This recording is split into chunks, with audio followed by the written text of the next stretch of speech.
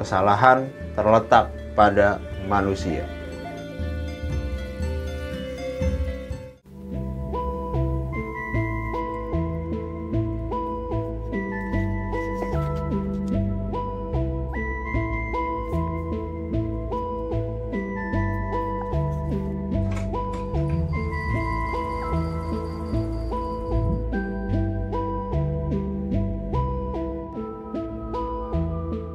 Lanjut, bagian terakhir dan mungkin ini adalah bagian paling inti daripada buku ini, yaitu Republik Jalan Ketiga.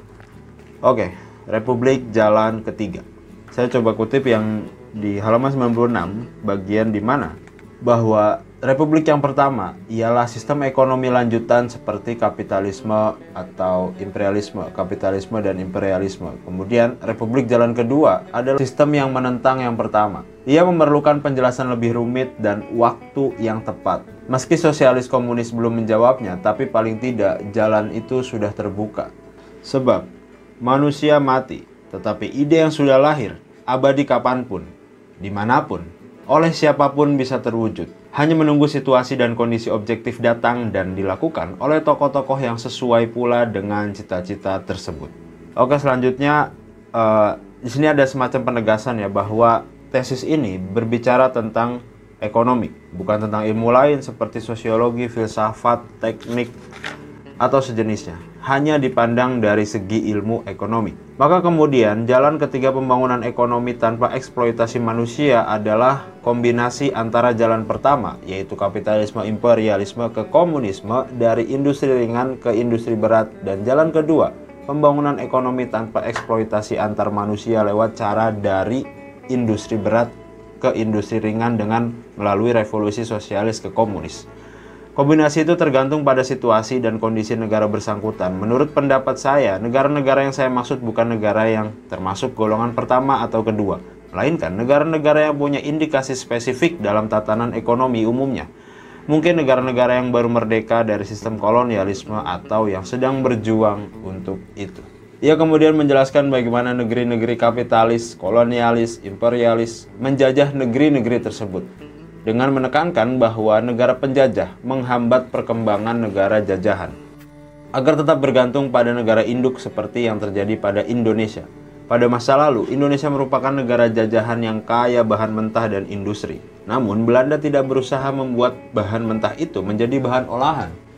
Belanda membuat sedemikian rupa supaya Indonesia tetap tertinggal, karena ketika mampu berdiri sebagai negara merdeka, Indonesia tetap bergantung pada bekas negara penjajah. Itu sama saja Indonesia tetap jadi negara jajahan ekonomi. Politik balas budi adalah bom waktu buatan Belanda, praktis tidak berpengaruh terhadap dunia ekonomi. Dan kemudian yang jelas, untuk suatu pembentukan jalan ketiga perlu tokoh-tokoh teladan sejati luar dalam. Cara menguji mereka mudah, berubah atau tidak watak atau karakter seseorang itu kalau diberi kesempatan mengemban misi tersebut. Contoh, sesudah Perang Dunia II ada tokoh-tokoh baru yang militan sehingga memajukan negara mereka, praktis tanpa memikirkan kepentingan masing-masing. Namun banyak juga negeri jajahan yang kaya, subur, dengan bonus demografi yang hebat, tetapi sedikit saja mengalami kemajuan.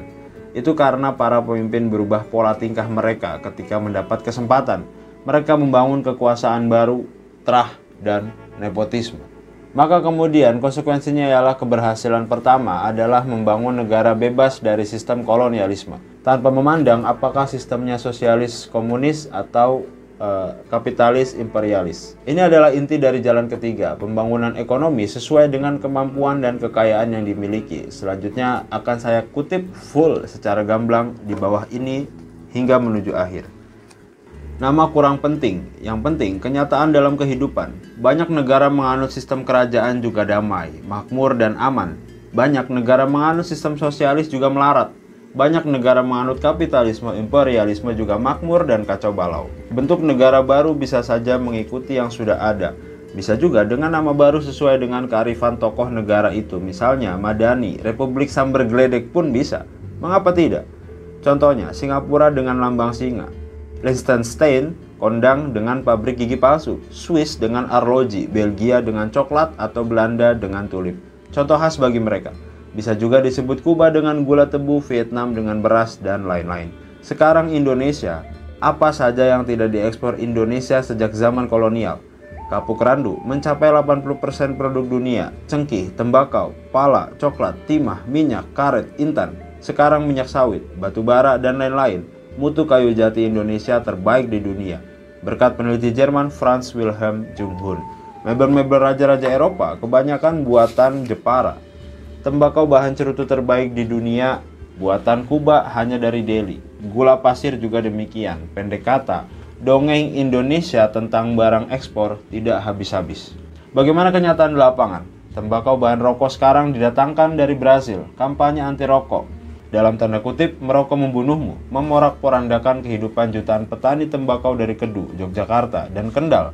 Praktis, semua yang dulu bahan ekspor kebanggaan sekarang terbalik menjadi bahan impor utama negeri ini. Indonesia sehabis revolusi kaya beras, bahkan mampu membantu India yang waktu itu dilanda kelaparan. Sekarang, setiap tahun jutaan ton harus kita impor. Soal garam, negara maritim tetapi garam pun impor. Lalu bagaimana petani garam rakyat sepanjang pantai utara Laut Jawa? Madura sebagai pulau garam tinggal nama. Singkat kata, siapa yang salah? Rakyat? Bukan. Para pemimpin yang salah. Jadi pemimpin justru memberikan contoh yang fatal buruk kepada rakyat, baik yang berstatus sipil maupun militer. Kalau Indonesia mau maju, perlu syarat mutlak pemimpin yang universal. Kembangkan potensi menjadi kekuatan utama, baik jalan pertama atau jalan kedua. Gali potensi baru sebagai daya dukung. Partai tidak penting.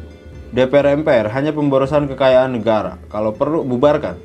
Republik Jalan Ketiga buat Indonesia bukan utopia yang ditunggu, melainkan kenyataan yang harus dituju. Gali dan cari pemimpin itu. Tidak percaya, Indonesia tidak bisa menemukan satu saja pemimpin yang bermutu dari penduduk terpadat keempat di dunia ini. Mustahil. Memang, menurut pendapat saya, secara alami Indonesia mendapat keberuntungan luar biasa, makmur, subur, dan iklim yang melegenda. Segala kelebihan itu mengakibatkan bangsa Indonesia menjadi bangsa pemalas, bangsa konsumtif, menelan semua produk hasil kemajuan teknik dunia tanpa menghitung untung rugi. Bibit tanpa kita tanam bisa kita petik hasilnya. Bandingkan dengan Korea, untuk menanam apel saja, mereka harus menggali lubang batu terlebih dahulu. Apel liar banyak tumbuh di Malang sudah sejak kapan? Jadi mental alami itu harus dirombak. Masa keemasan Indonesia sudah hampir lewat. Semua itu bisa dilaksanakan dengan jalan ketiga, dengan bentuk republik, kerajaan, kesultanan, atau apapun namanya. Tujuan utamanya penghapusan eksploitasi antar manusia. Karena itu bukti nyata manusia tidak mengerti kedudukannya sebagai manusia ala Multatuli. Hampir terakhir ialah kesimpulan Republik Jalan Ketiga. Kayaknya dibaca full aja lah ya. Pertama, khusus untuk bekas negara-negara jajahan yang dieksploitasi oleh sistem kapitalisme, tetapi mempunyai kapitalisme luar biasa bahan mentah untuk membangun ekonomi yang mandiri. Kedua, bagi negara yang seperti ini tidaklah penting bentuk negara. Yang penting apakah itu kapitalisme, imperialisme, atau sosialisme komunisme. Ketiga, memerlukan pemimpin yang benar-benar memihak kepada rakyat dan negaranya. Keempat, negara bisa saja besar dengan persoalan tidak terbatas, walau yang kecil lebih mudah dan sederhana. Kelima, beberapa cara membangun ekonomi. A. Bisa dengan sistem membangun ekonomi ala berat ke ringan, lalu ketika merdeka sudah punya berbagai cabang yang sudah ada dan berkembang ala sosialisme. B. Bagi yang belum punya harus memulai dari yang ringan ke berat atau ala kapitalisme. Kemungkinan lain adalah kombinasi berat ke ringan dan ringan ke berat. Perlu perencanaan matang dan tepat sasaran, baik jangka pendek, sedang maupun panjang. E. Kesadaran membangun masyarakat melalui suatu sistem kerjasama kelompok. F. Perlu pengertian masyarakat atas tugas yang diemban negara atau pemerintah demi kehidupan masyarakat masa datang tanpa eksploitasi antar manusia. G. Hak milik pribadi diakui tetapi dilarang dipakai sebagai modal yang memerlukan tenaga kerja untuk dieksploitasi. H. Bentuk negara bisa kapitalisme, sosialisme, atau sosialisme kapitalisme. I.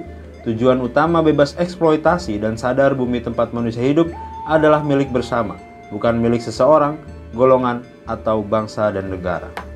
Kemudian bagian akhir tambahan pada Republik Jalan Ketiga ini kira-kira uraian tentang bagaimana kemudian pentingnya kembali menghormati atau menduduk imbangkan disiplin ilmu humaniora dengan ilmu teknik.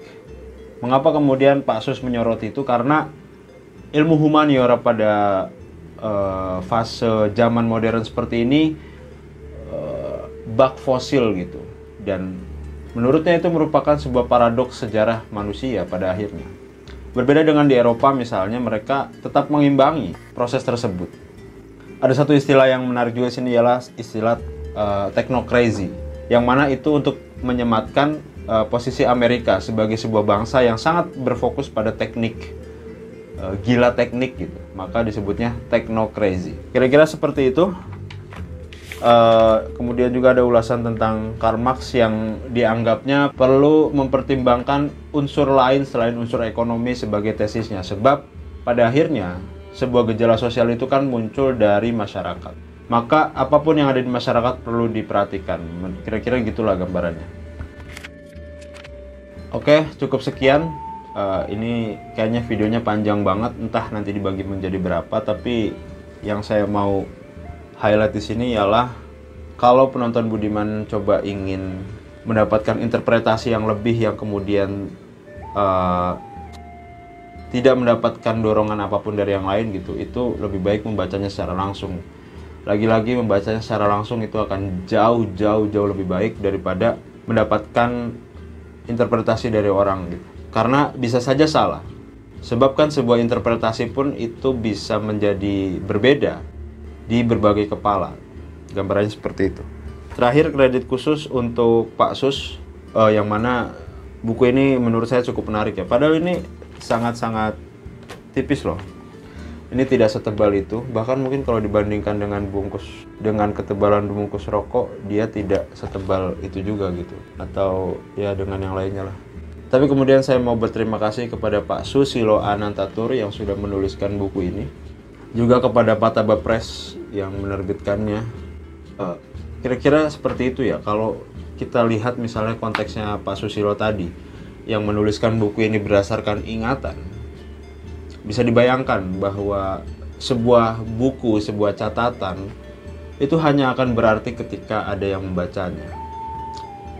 Bayangkan kalau ini tidak dicatat ulang gitu, terus nggak ada yang membacanya lagi, ya udah hilang begitu aja disertasinya.